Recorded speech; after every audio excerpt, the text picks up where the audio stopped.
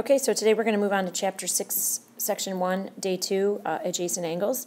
So when angles share a common endpoint inside but have no common interior points, they are called adjacent angles. Adjacent angles are next to and do not overlap each other. Okay, so that's important. Adjacent angles are next to but do not overlap each other. Some examples of adjacent angles are shown below. So in the first picture, angle AOB and angle BOC are adjacent. They share this common endpoint right here, point OB. That's a ray. Angle DOE and angle EOF are adjacent, and they share a common ray, OE. And then angle XOY and angle YOZ are adjacent, and they share a common side, OY, ray OY. Okay? Find an angle measure involving adjacent complementary angles. So in the diagram below, ray QP is perpendicular to ray QR. Okay, so if we know that they are complementary, they're telling us they're complementary, that means that together they equal 90 degrees. So if we know 90 is the total, we subtract the one angle we know. This is what we just talked about in class today. So you're going to end up with 49 degrees. So this angle right here would be 49 degrees. Okay, in the next example, it says in the diagram below, angle XOY and angle YOZ are adjacent angles in a straight line.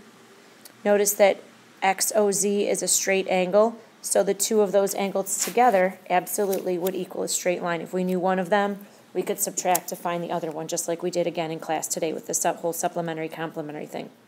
In the diagram below, angle POR, angle ROS, and angle SOQ are also angles on a straight line. Ray PQ.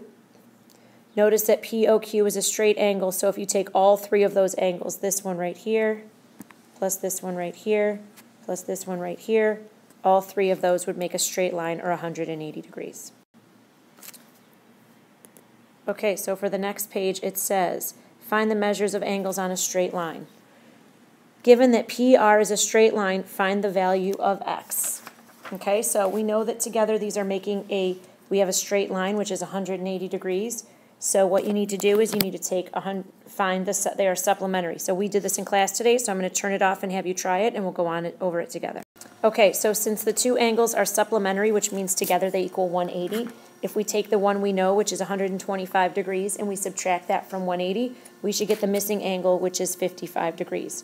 Now, for example B, we have three angles, and all three together equal 180. So we need to add up what we know. So we have 126, plus we have X, plus we have 2X, and all of those together need to equal 180. Okay, so then I see if I have any like terms. And I have 1X and 2X, which is going to give me 3X. So 3X plus 126 equals 180. Okay, we've done these a million times. So subtract 126 from both sides, and you're going to get 3X, excuse me,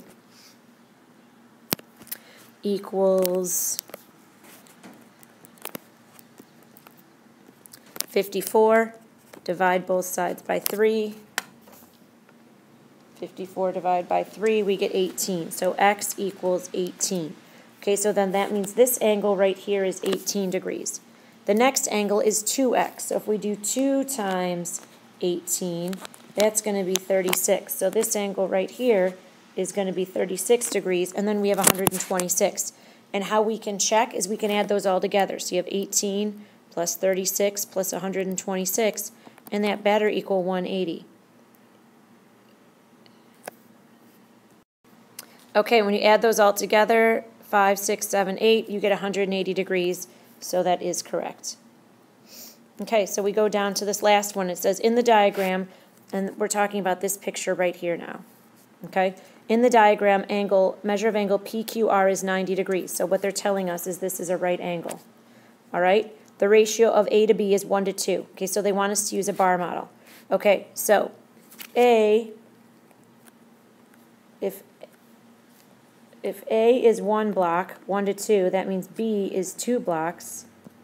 And then the total is 90, so that would be 3 total blocks equal 90.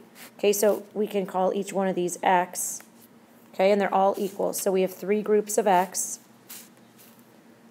So 3x equals 90. So to get x alone, we divide by 3, and x equals 30.